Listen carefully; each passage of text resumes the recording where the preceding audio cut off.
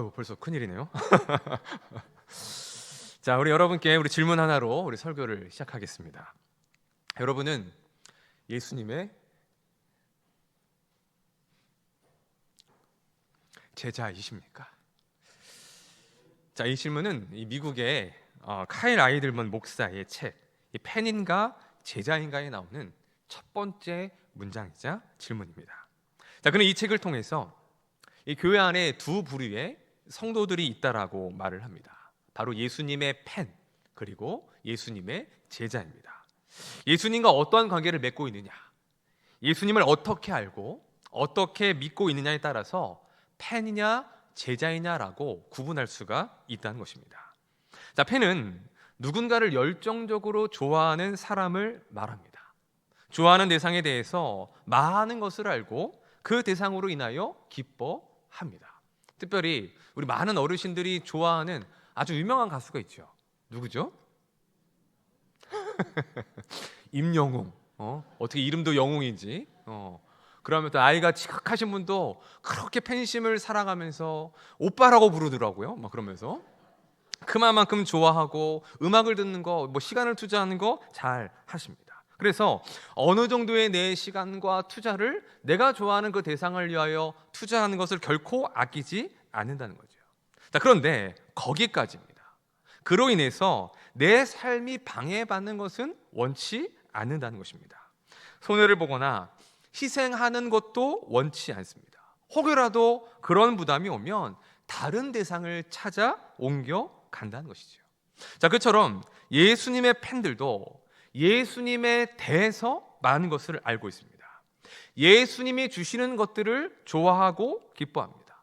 어느 정도의 시간과 돈을 예수님께 내어 드립니다. 하지만 예수님 때문에 내 삶이 방해를 받는다거나 예수님 때문에 손해를 보거나 희생한 것은 원치 않는다는 것입니다. 오히려 내 기대와 맞지 않으면 오히려 예수님이라 할지라도 거리를 둔다는 거죠. 그것이 팬으로서 살아가는 성도의 모습입니다. 자, 반면 제자는 어떨까요? 제자는 예수님을 주로 믿고 따르는 사람을 말합니다. 예수님에 대해서 아는 것이 아니라 예수님을 압니다. 예수님과의 인격적인 관계를 맺고 있다는 것입니다. 어느 정도의 시간과 돈이 아니라 내 모든 것이 예수님의 것이라고 고백하고 더 나아가 예수님을 위해 기꺼이 자신의 삶과 모든 것을 내어 드린다는 것입니다. 그것 때문에 힘들고 부담스럽고 어렵게 느끼는 것이 아니라 오히려 부족한 자신을 통해 일하시는 것, 내 작은 것이라 할지라도 기뻐 받으실 그 하나님을 바라보며 그것으로 인하여 기뻐한다는 것이죠. 바로 이것이 제자로서 살아가는 성도의 모습인 것입니다. 자, 이런 팬과 제자의 모습은 성경에서도 찾을 수 있습니다. 요한복음 6장을 보면 오병이어의 기적이 나옵니다. 아무것도 없는 빈들에서 예수님이 주신 떡을 먹은 이들이 예수님을 왕으로 삼으려고까지 했습니다. 그들에게 가장 중요한 것은 이 땅을 살아가며 먹고 사는 문제인데 왕이라면 그것을 해결해야 되는 것이 너무나 중요하고 예수님이 그것을 해결해 주셨기 때문에 예수님을 왕으로 삼는다면 자신들의 먹고 사는 문제가 해결될 수 있으리라고 생각했던 것이죠. 그만큼 예수님에 대한 그들의 팬심은 대단했던 것입니다. 그런데 이튿날 갈릴리 바다 건너편에 계실 때에 그 무리들이 예수님을 찾아옵니다. 그리고 예수님은 그들에게 자신이 하늘에서 온 떡이라는 것을 말씀해 주셨는데 그때부터 사람들의 반응이 이상해지는 것을 볼 수가 있습니다. 우리 요한복음 6장 41절 말씀을 보도록 하겠습니다. 시작. 자기가 예수에 대하여 수군거려. 자, 그들이 어떻게 반응합니까? 예수가 누구인지 다 안다며, 예수가 누구의 아들이고 예수가 누구의 형제인지를 다 안다며 예수님 때문에 수군거리기 시작합니다. 그러자 예수님은 더 나아가 하나님을 아버지라고 부르시며 자신이 하나님께로부터 온 자임을 말씀해 주십니다. 그러자 예수님께 모여들었던 무리들이 어떻게 되느냐? 요한복음 6장 66절도 보겠습니다. 시작. 그때부터 많은 사람이 떠나가고 다시 그와 함께 다니지 아니하더라. 아멘. 그들 모두는 예수님이 주신 떡을 먹었습니다. 예수님이 행하신 기적을 눈으로 보았고 온몸으로 경험했습니다. 예수님의 말씀을 들었습니다. 하지만 12 제자를 남겨놓고 모든 무리 다수가 예수님을 떠나가게 되었다는 것이죠. 남은 자는 예수님의 제자였지만 떠나간 모든 이들은 예수님의 팬에 불과했음을 보여주는 대목인 것이죠. 사랑하는 성도 여러분, 여러분은 예수님의 팬입니까? 예수님의 제자입니까? 이 질문은 우리에게 매우 중요한 질문입니다.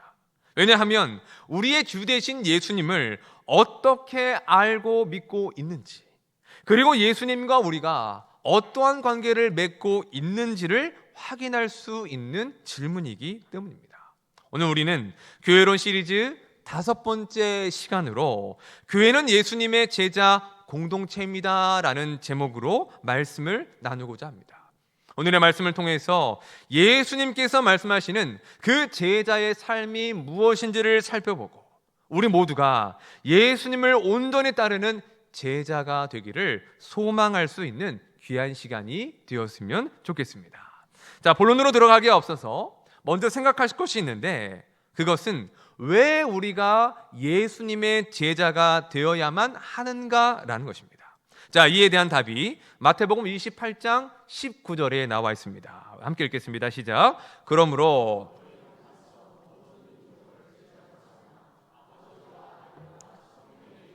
세례를 베풀고. 자, 이 말씀은 예수님께서 마지막으로 주신 명령입니다.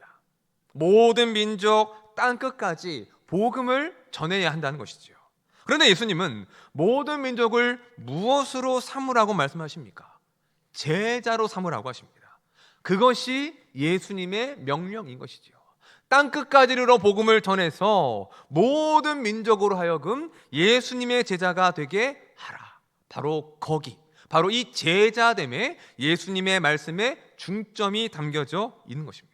자, 그렇기 때문에 예수님을 믿는 모든 이들은 예수님의 제자가 되어야 하는 것입니다. 아니, 예수님을 믿는 순간 이미 우리는 예수님을 따르는 제자의 삶이 시작된 것이라고 말할 수 있는 것이죠. 그런 의미에서 교회 공동체 역시도 예수님의 제자 공동체가 되어야 하는 것입니다. 믿지 않은 이들을 제자로 삼아야 될 사명이 우리에게 있는 것이고, 또한 예수님을 따르는 제자들이 모인 공동체가 교회이기 때문입니다. 여러분께 다시 한번 질문해 보겠습니다. 여러분은 예수님의 제자이십니까? 맞습니까? 제자다운 삶이 우리에게 있느냐는 나중 문제입니다. 거룩하지 않은 우리를 성도라 불러주시고 죄인 되었던 우리를 의인이라 칭해 주셨듯이 아직 우리에게 제자다운 삶이 없다 할지라도 우리를 이미 제자로 불러주셨기 때문에 우리 모두는 예수님을 믿고 따르는 제자인 것입니다. 여러분 믿으십니까?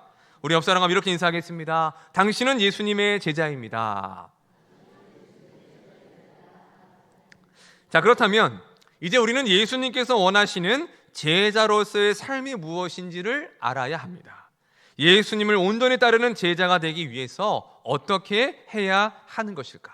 자, 우리 본문 24절 말씀을 읽어보도록 하겠습니다. 시작. 이에 예수께서 누구든지 나를 따라오려거든 자기를 부인하고 자기 십자가를 지고 나를 따를 것이니라. 아멘. 자, 이 말씀에서 예수님은 두 가지를 말씀하십니다. 첫째, 자기 부인입니다. 자기 부인이란 자신을 포기하는 것, 자신의 모든 것을 내려놓는 것을 말합니다. 즉, 내 것이라고 여기던 모든 것들이 내 것이 아니라 주님의 것입니다 라는 것을 인정하는 것, 바로 그것이 자기 부인인 것이죠. 또한 자기 부인은 지금껏 살아온 우리의 삶의 방식, 욕심과 제약된 것들을 쫓던 모든 것들을 포기하고 내려놓는 것을 의미합니다. 그 이전까지는 하나님과 상관없이 살았고 내 욕심과 탐심을 채우기 위한 세상의 방식을 쫓아 살았다면 이제는 그 모든 것들을 내려놓고 주님의 방식대로, 주님의 말씀대로만 살아가겠다라는 것이 바로 자기 부인인 것입니다. 자, 그런 의미에서 자기 부인을 이렇게 정리할 수가 있습니다. 자, 우리 함께 읽어보겠습니다. 시작. 지금껏 살아왔던 내가 가진 모든 소유를 다 포기하고 이제는 주님의 방식대로 살겠습니다라는 선언이다. 바로 이게 자기 부인이라는 것이죠. 자, 자기 부인의 모범은 바로 예수님이십니다. 빌립보서 2장 6절로 7절을 보면 그는 근본 하나님의 본체시나 하나님과 동등됨을 취할 것으로 여기지 아니하시고 오히려 자기를 비워 종의 형체를 가지사 사람들과 같이 되셨고 라고 말씀하고 있습니다. 여러분, 예수님은 누구이십니까? 하나님이시지요. 믿으십니까? 근본 하나님의 본체이신 분이 바로 예수님이십니다. 그런데 그런 예수님께서 종의 형체를 가지셔서 사람의 몸을 입으신 것입니다. 창조주가 피조물이 되기까지 예수님은 자신이 가지신 모든 것을 포기하셨다라는 것입니다. 율법을 주신 분이 율법에 순종하셨고, 심지어 창조주이신 그분께서 피조물의 손에 의하여 죽기까지 복종하셨습니다. 완전하고도 철저한 자기 부인의 삶을 예수님께서 사셨음을 보여주고 있는 것이죠. 그렇기 때문에 그 예수님을 따르는 제자들의 삶에 있어서도 가장 먼저 이와 같은 자기 부인이 있어야 하는 것입니다. 자기 부인이 없다면 예수님의 팬이 될 수 있을지는 몰라도 예수님의 제자가 될 수 없기 때문인 것입니다. 누가복음 18장과 19장을 보면 부자 두 사람이 등장하는 것을 볼 수가 있습니다. 18장에는 이름 없는 부자 관리가 등장을 하고 19장에는 부자이며 세리인 삭개오가 등장하는 것을 볼 수가 있습니다. 자, 그런데 이 두 사람의 모습이 극명한 대조를 보여주고 있다는 것이죠. 먼저 이 18장의 부자 관리가 예수님께 나와 이렇게 묻습니다. 무엇을 하여야 영생을 얻으리까? 그러자 예수님은 이렇게 대답하십니다. 우리 누가복음 18장 22절 읽겠습니다. 시작. 예수께서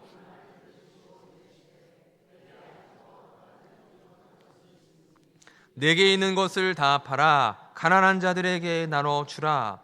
그리하면 하늘에서 내게 보화가 있으리라. 그리고 와서 나를 따르라 하시니. 아멘. 얼마 전 오후 예배 때 제가 이 말씀 가지고 함께 말씀 나눴거든요. 그래서 예수님이 여러분들에게 똑같이 모든 것을 다 팔고 예수님을 따르라라고 하시면 아멘 하시겠습니까? 라고 했더니 몇 분이나 아멘 하셨을까요? 처음에 한 5분 하셨어요. 예배 끝나고 나서는 다 하셨지만 그 초반에 얘기할 때는 어떻게 그걸 다 드려요? 어떻게 전 재산을 드립니까? 라고 하는 그런 표정으로 아멘을 못 하셨거든요. 자, 이 예수님에 대해 이 예수님께서 그에게 뭘 요구하십니까? 다 팔래요. 모든 것을 다 팔아서 가난한 자들에게 나눠주고 나를 따르라고 하십니다. 그러면 내가 원하는 대로 영생을 얻을 수 있고 하늘의 보화도 주실 것이라고 약속하신다는 것이죠.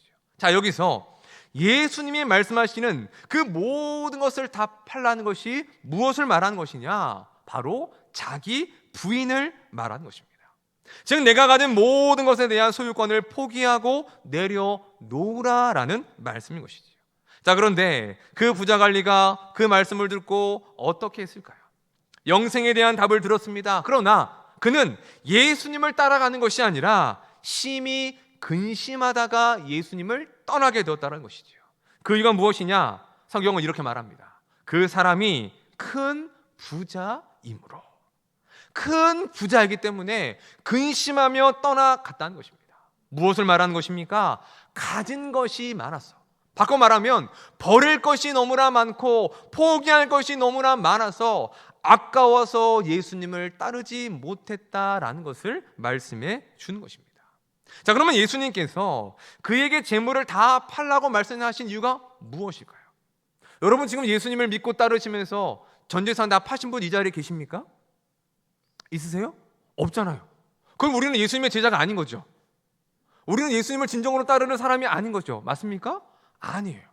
그럼에도 불구하고 예수님이 유독 그에게 그렇게 말씀하신 이유가 있다는 것입니다.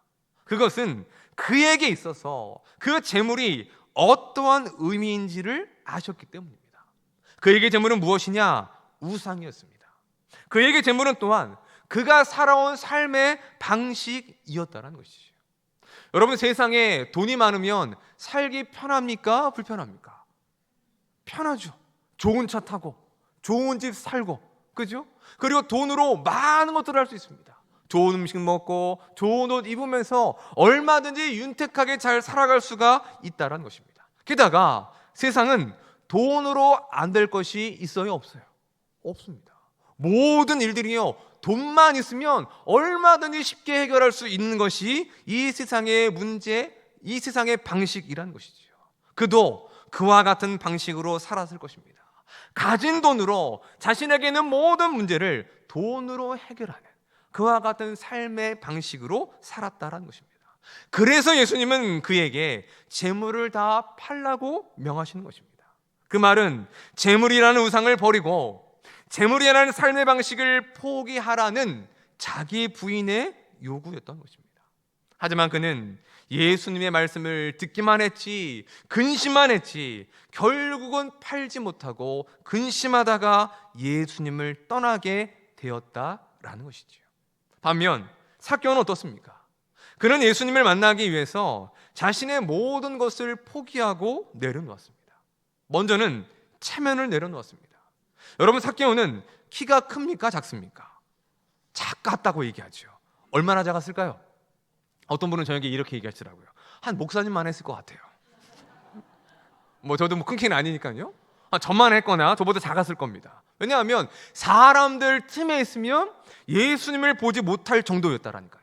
그래서 그는 예수님을 보기 위해 나무 위로 올라갑니다. 그런데 그것이 유대인들이 가장 중요하게 여기던 체면, 채통을 포기했다라는 것을 보여주는 대목이라는 거죠.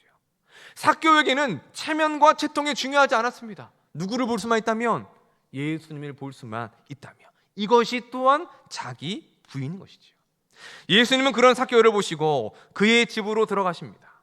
그러자 삭개오가 예수님께 이런 말을 합니다. 우리 누가복음 19장 8절을 보겠습니다. 시작. 삭개오가 서서 내 소유의 절반을 가난한 자들에게 주겠사오며 만일 누구의 것을 속여 빼앗은 일이 있으면 내 갑절이나 갚겠나이다. 아멘. 아멘.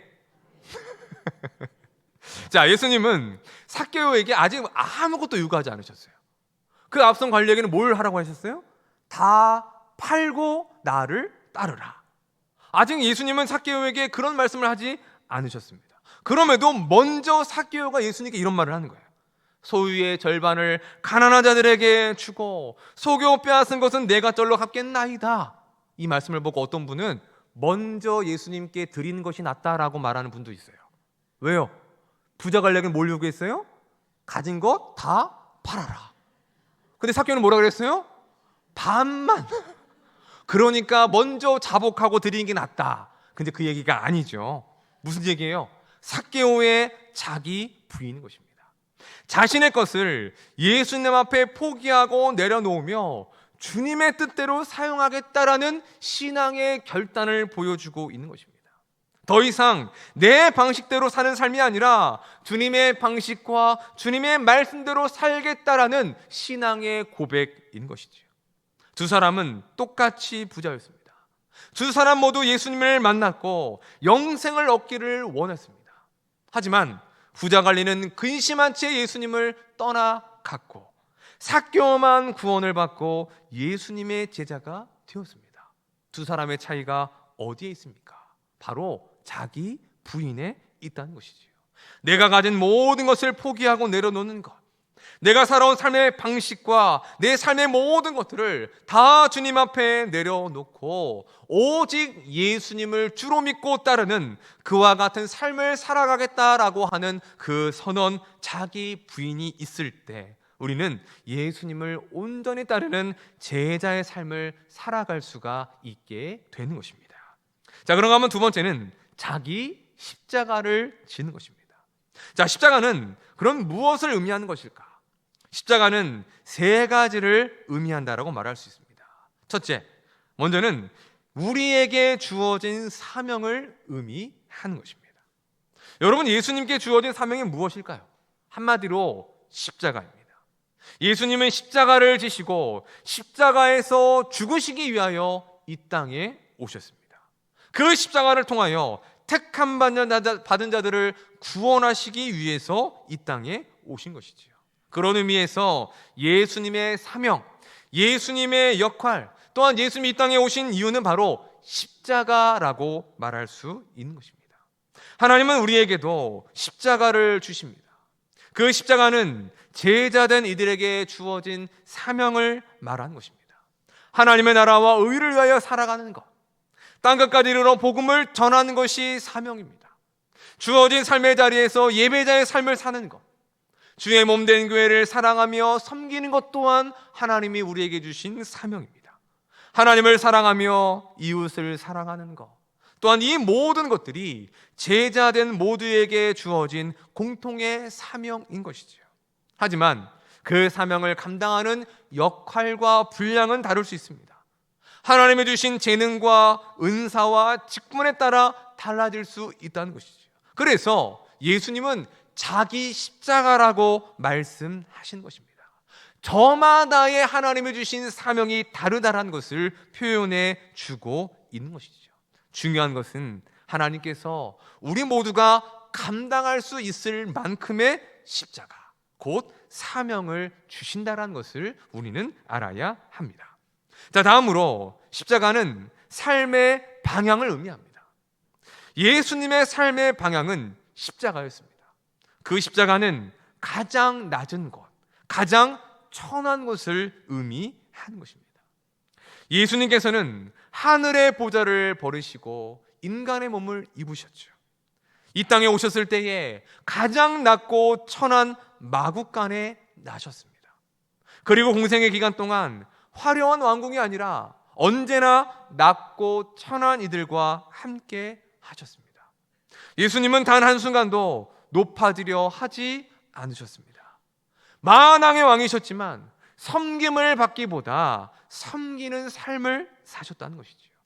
십자가라는 가장 비참하고 낮고 천한 그 자리에서 자신의 목숨까지 내어주심으로 우리 모두를 섬겨주신 분이 바로 예수님이십니다. 언제나 예수님의 삶의 방향은 낮은 곳을 향해 있었다는 것이죠. 그렇기 때문에 예수님을 따르는 우리의 삶의 방향 또한 낮은 곳을 향해야 하는 것입니다. 예수님께서 그렇게까지 낮아지셨다면 그분을 주로 믿고 따르는 우리는 그보다 더 낮아져야 하는 것입니다. 더 낮은 곳을 향해야 하는 것입니다. 섬김을 받는 자리가 아니라 섬기는 자리로 나아가야 하고, 예수님의 겸손을 본받아 늘 우리 자신을 낮추며 겸손한 삶을 살아가야 하는 것입니다. 바로 이것이 우리가 나아가야 될 삶의 방향인 것이죠. 마지막으로 십자가는 삶의 방식을 의미합니다. 예수님의 삶의 방식은 한마디로 사랑이라고 할 수 있습니다. 예수님은 창조주이시며 능력의 하나님이십니다. 세상의 모든 것을 뒤집어 엎을 만큼의 능력과 권세가 있으신 분이십니다. 그런데 그런 예수님은 고난과 수치와 조롱을 당하시면서 십자가에서 가장 연약한 모습으로 죽으셨다는 것입니다. 당시 사람들은 예수님이 메시아가 아니라서 예수님이 힘이 없어 당한 것이라고 생각했습니다. 그래서 예수님을 조롱하며 이렇게 말합니다. 내가 하나님의 아들이거든 십자가에서 내려와 봐라. 내가 진정 하나님의 아들이거든 내 자신부터 구원해라. 그러면 내가 너희를 믿겠다라고 예수님을 조롱했다는 것이죠. 하지만 예수님은 그 모든 조롱과 수치를 당하시면서도 아무런 반응을 하지 않으셨습니다.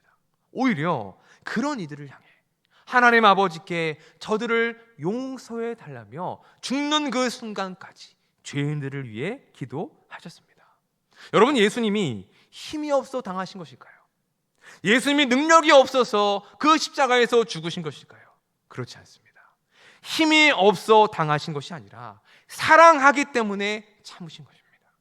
힘이 없어 십자가에서 죽으신 것이 아니라 우리를 너무나 사랑하시기 때문에 그 십자가로 향하여 그 십자가에서 자신의 모든 것을 내어주시는 그 사랑의 은혜를 베풀어 주신 것입니다. 로마서 5장 8절은 이렇게 말씀합니다. 우리 함께 읽어보겠습니다. 시작. 우리가 아직 죄인 되었을 때에 하나님께서 우리에 대한 자기의 사랑을 확증하셨느니라. 아멘. 그 십자가가 무엇을 보여주는 것입니까? 하나님께서 우리를 얼마나 사랑하시는지에 대한 그 사랑의 확증이라고 말하고 있는 것입니다. 놀라운 것은 그 사랑의 방식으로 예수님께서 모든 죄와 사망의 권세를 깨뜨리시고 승리하셨다는 것이죠. 세상의 방식은 내가 가진 힘과 권세를 누군가로 찍어 눌러야 이기는 것이라고 말합니다. 하지만 예수님은 오히려 져주고 내어주는 그러한 사랑의 방식으로 승리를 이루신 것이지요. 바로 그것이 하나님의 승리의 방식인 것입니다. 그렇기 때문에 우리의 삶의 방식 또한 사랑이 되어야 하는 것입니다. 하나님을 사랑하고 이웃을 사랑해야 하는 것입니다. 기를 쓰고 누군가를 이기려 하기보다는 져주는 것, 악착같이 가지려 하기보다는 내어주는 삶이 되어야 하는 것입니다. 그 방식 때문에 때로는 가슴 아플 수 있습니다. 때로는 상처받을 수 있습니다. 때로는 너무나도 하고 싶지 않은 그런 마음이 들 수도 있습니다. 그럼에도 불구하고 우리는 그 사랑의 방식을 포기해서는 안 되는 것입니다. 왜 그렇습니까? 그 사랑의 방식이 결국은 승리를 이루어 낼 수 있기 때문인 것입니다. 그것이 예수님의 방식이었고 바로 그것이 우리의 승리의 방식임을 우리 모두는 믿고 있기 때문인 것입니다. 정리해보면 자기 십자가를 지는 것은 어떤 의미입니까? 우리 각자에게 주신 사명을 잘 감당하는 것, 예수님처럼 낮은 곳을 향하여 가는 것, 사랑이 나는 삶의 방식으로 살아가는 것, 그것이 바로 자기 십자가를 지는 삶의 모습인 것입니다. 사랑하는 성도 여러분, 오늘 우리는 말씀을 통해서 예수님을 따르는 진정한 제자의 삶이 무엇인지를 함께 살펴보았습니다. 예수님의 제자란 예수님을 따르는 사람입니다. 하지만 그냥 그 뒤를 쫓아가고 따르는 사람이 아닙니다. 예수님이 이렇게 말씀하십니다. 나를 따라오려거든 자기를 부인하고 자기 십자가를 지고 나를 따를 것이니라. 아멘. 무엇이 필요합니까? 자기 부인입니다. 내가 가진 모든 것, 내가 살아왔던 모든 삶의 방식, 그 모든 것들을 내려놓고 오직 주인 되시는 주님의 방식과 말씀대로 살아가겠다라는 자기 부인이 필요한 것이죠. 또한 자기 십자가를 지는 것입니다. 하나님이 우리 각자에게 주신 사명을 잘 감당하고 삶의 방향을 언제나 낮은 곳을 향하여 가며 사랑이라는 삶의 방식으로 살아가는 것이죠. 자기를 부인하고 자기 십자가를 지고 우리가 예수님을 따를 때 우리는 팬이 아닌 진정한 제자의 삶을 살아갈 수 있게 되는 것입니다. 말씀을 준비하면서 제 자신을 돌아보았습니다. 나는 제자의 삶을 잘 살아가고 있는가? 자기 부인이 있는가? 자기 십자가를 지고 있는가? 솔직히 말해 자신이 없었습니다. 저도 내 것을 차지하고 내 것을 내려놓지 못하는 사람입니다. 주님 앞에 모든 것을 포기하고 내려놓는다고 말하지만 결정적인 순간에 주님 이건 안 되는데요. 주님 이건 좀 아까운데요. 하나님 여기까지는 내려놓지 못하겠는데요 라고 하는 것이 연약한 저의 모습인 것이지요. 주의 일들을 한다고 하면서도 틈만 나면 낮아지고 겸손해지는 것이 아니라 높아지려고 하는 제 모습을 보게 됩니다. 져주고 내어주는 사랑을 말하면서도 기를 쓰고 누군가를 누리게 하고 이기려고 하고 그래야 직성에 풀리는 제 모습을 발견하게 된다는 것이죠. 더 큰 문제는 부담이 되고 불편한 것들은 피하고 싶어하는 제 자신입니다. 한때 정말 많이 부르던 찬송가가 있었는데 바로 찬송가 461장입니다. 십자가를 질 수 있나. 신학생 시절 목사 수를 받고 얼마 안 돼요. 정말 그 찬송을 많이 불렀습니다. 그렇게 살기를 원하고 기도했습니다. 그런데 돌아보니 어느새 그 찬송을 안 하고 잊고 있었습니다. 저도 모르게 의도적으로 이 찬송을 부담스럽게 생각했던 것 같습니다.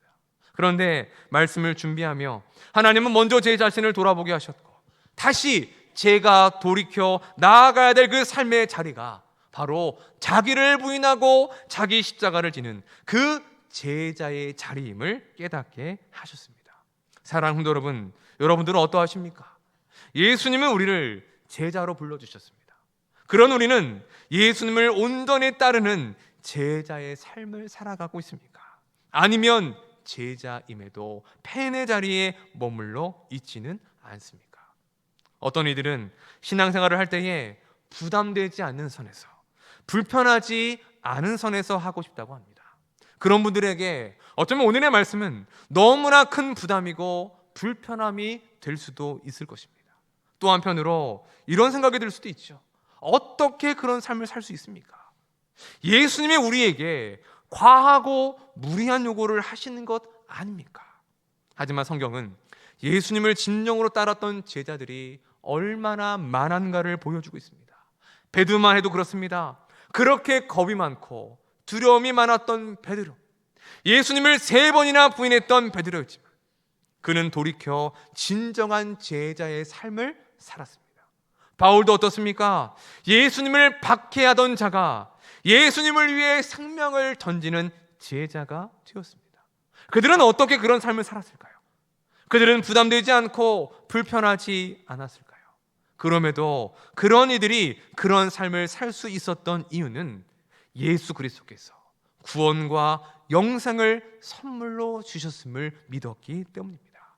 우리의 구주이신 예수님께서 자신의 생명까지 아낌없이 나 한 사람을 위하여 내어주셨다라는 그 사랑과 은혜를 경험했기 때문인 것입니다. 그래서 그들은 부담을 넘어서고 불편함을 감수하면서까지도 예수님을 따르는 제자의 삶을 살아갈 수 있었던 것입니다. 저는 오늘의 이 말씀이 듣는 여러분들에게 부담이 되었으면 좋겠습니다. 듣는 여러분들의 마음이 좀 불편했으면 좋겠습니다. 왜냐하면 부담이 된다라는 것, 불편하다라는 것은 하나님의 말씀이 우리의 마음에 와서 부딪히고 있다라는 증거가 되기 때문입니다. 하나님의 말씀이 진리이기 때문에 우리가 그 말씀대로 살아가지 못하는 것을 내 양심이 알고 있기 때문에 그 말씀이 불편하게 다가오고 부담이 된 것이지요. 바로 그와 같은 불편함과 부담이 여러분들에게 있었으면 좋겠습니다. 더 나아가 부딪힌 그 말씀에 순종하기를 결단할 수 있었으면 좋겠습니다. 모든 것을 다 팔고 나를 따르라는 예수님의 말씀을 듣고도 심히 근심하고 떠나갔던 그런 부자와 관리와 같은 모습이 아니라 예수님이 말씀하시기도 이전에 예수님 앞에서 자기를 부인했던 삭개오와 같이 우리의 모든 삶이 예수님을 진정으로 따르는 제자의 삶이 되었으면 좋겠습니다. 사랑하는 성도 여러분, 예수님은 우리를 팬으로 부르시지 않았습니다. 예수님은 우리를 제자로 불러주셨습니다. 여러분 믿으십니까? 자기를 부인하고 자기 십자가를 지고 예수님을 따르는 제자의 삶을 살기를 원하시는 것입니다. 또한 우리의 교회가 예수님의 팬들을 많이 모으는, 그저 사람 많이 모으는 데 혈안이 되는 그런 공동체가 아니라 예수님을 진정으로 따르는 제자 한 사람 한 사람을 세워가는 공동체가 되기를 원하십니다. 바라기는 우리 모두가 예수님을 온전히 따르는 제자가 되실 수 있기를 주님의 이름으로 축원합니다. 또한 우리 예사랑 교회가 하나님의 말씀을 잘 가르쳐 지키게 하여 예수님의 제자들을 세워가는 교회 공동체가 되기를 축복합니다. 자기를 부인하고 십자가를 지심으로 죽기까지 우리를 위하여 모든 것을 내어주신 예수님을 본받아 자기를 부인하고 자기 십자가를 지고 그 구주이신 예수님을 온전히 따를 수 있는 신실한 제자의 삶을 살아가는 우리 모두가 되실 수 있기를 주님의 이름으로 간절히 축원합니다.